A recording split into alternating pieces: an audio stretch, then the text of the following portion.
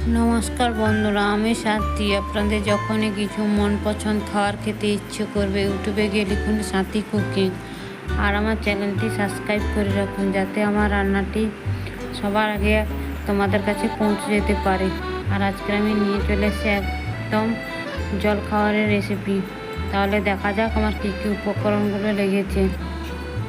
আগে থেকে আমি 3টে আলু খোসা ছাড়িয়ে রেখেছি, আর গাজর হাফটা নিয়েছি, একটা বড় গাজর, এটা হাফটা কেটে নিয়েছি। আর আগে থেকে আমি ময়দাটা মেখিয়ে রেখেছি, তোমরা এটা চাইলে আটা দিয়েও বানাতে পারো। আর আমি এখানে ময়দা নিয়েছি 2 চামচ, ধনে পাতা কুচি করে নিয়েছি, আর লেগেছে আমার জিরে গুঁড়ো, ধনে গুঁড়ো, কাশ্মীরি লঙ্কা, ম্যাগি মশলা, চাট মশলা, লবণ, গোটা জিরে, সাদা তিল, আদা কুচিনি আর কাঁচা লঙ্কা। এবার আমি ময়দাটা ভালো করে মেখে নিচ্ছি।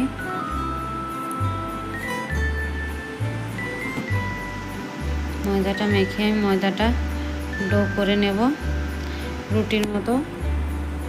যেরকম আমরা রুটি বানাই সেরকম রুটির মতো লিচি কেটে নিচ্ছি। এখানে আমার 8টা লুচি হয়েছে, লেচি হয়েছে 8টা। এটাকে ঢাকা দিয়ে আমি রেখে দিলাম। এবার আগে থেকে যে আলুগুলো আমি ছাড়িয়ে রেখেছিলাম, ওইটা একটা গ্রাইন্ডারের সাহায্যে দেখো কত সুন্দরভাবে করে নিচ্ছি। আর আলুগুলো তো কালো কালো হয়ে যেতে পারে, ওই জন্য আমি আগে জলেই দিয়ে দিলাম। আর গাজরটাও করে নিচ্ছি একই সাথে। হয়ে গেছে আমার। এবার আমি এগুলোকে বেশি ধোয়ার দরকার নেই, একবার ধুলেই হবে, কারণ আলুটা আমার জলে দেওয়া ছিল। আর হাত দিয়ে ভালো করে চিপে চিপে আমি গাজর আর আলুটাকে জল থেকে নিয়ে নিচ্ছি। হয়ে গেছে আমার। দেখো ভালো করে চিপে চিপে আমি জলগুলো ঝাড়িয়ে নিয়েছিলাম। এরপর আমি একটা পাত্রে নিয়ে নিলাম, আদা কুচো দিলাম, ধনে গুঁড়ো দিলাম, জিরে গুঁড়ো দিলাম, গোটা জিরে দিলাম। এবার দিলাম চাট মশলা, ম্যাগি মশলা, কুচনো লঙ্কা আর কুচনো ধনে পাতা। এটা কিন্তু আমি লবণ দিলাম না, লবণ দিলে আলু আর বিটের থেকে জলগুলো বেরিয়ে যাবে। লবণ দিলে আলু থেকে জল বেরিয়ে যাবে, এই জন্য লবণটা আমি এখন দিলাম না, লবণটা আমি পরে দিয়ে দিচ্ছি। এবার একটা ব্যাটার তৈরি করে নেব। ওর মধ্যে সাদা তিল দিয়ে দিলাম, কাশ্মীরি লঙ্কা দিয়ে দিলাম, স্বাদ মতো একটু লবণ দিয়ে দেবো, আর ধনে পাতা কুচি দিয়ে দিলাম। 2 চামচ তেল দিয়ে দিলাম, সাদা তেল দিয়েছি। এটাকে ভালো করে জল দিয়ে একটা ব্যাটার তৈরি করে নিচ্ছি।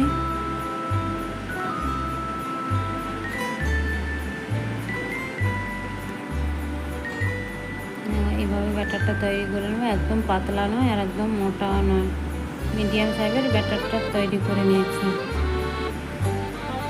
এবার এটাকে রেখে দেবো। আমি লিচিগুলো যে কেটে রেখেছিলাম, এবার আমি রুটিটা বেলে নেব। একটু ময়দা ছড়িয়ে নিলাম। আর বন্ধুরা, আমার ভিডিওটা যদি ভালো লাগে লাইক করবে, কমেন্ট করবে, শেয়ার করবে, আর অবশ্যই এই রান্নাটা একবার বাড়িতে বানিয়ে খেও। কেমন লাগলো কমেন্ট করে জানাবে। হয়ে গেছে পুরো আমার রুটির মতো। আমি রুটিটা যে বেলেছি একদম মোটা নয় আর একদম পাতলা নয়, যেরকম রুটি বেলি সেরকম রুটি বেলেছি। আর উপর থেকে একটু টমেটো সস দিয়ে নিলাম, দিয়ে এর মধ্যে আমি লবণ দিয়ে আঁকিয়ে দিচ্ছি। তখন আমি লবণ দিইনি, এখন লবণ দিয়ে আমি রেডি করে নিয়েছি পুরটা। এবার আমি রুটির মধ্যে এরকম চামচের সাহায্যে এরকম গোটাটা মিলিয়ে দিলাম, দিয়ে রোলের মতো শেপ দিয়ে নিচ্ছি। ভালো করে চেপে চেপে নেবে, না হলে এগুলো পরে খুলে যেতে পারে। হাত দিয়ে ভালো করে চেপে চেপে নিচ্ছি, আর 2 সাইডে আমি একটু মুড়ে দিলাম।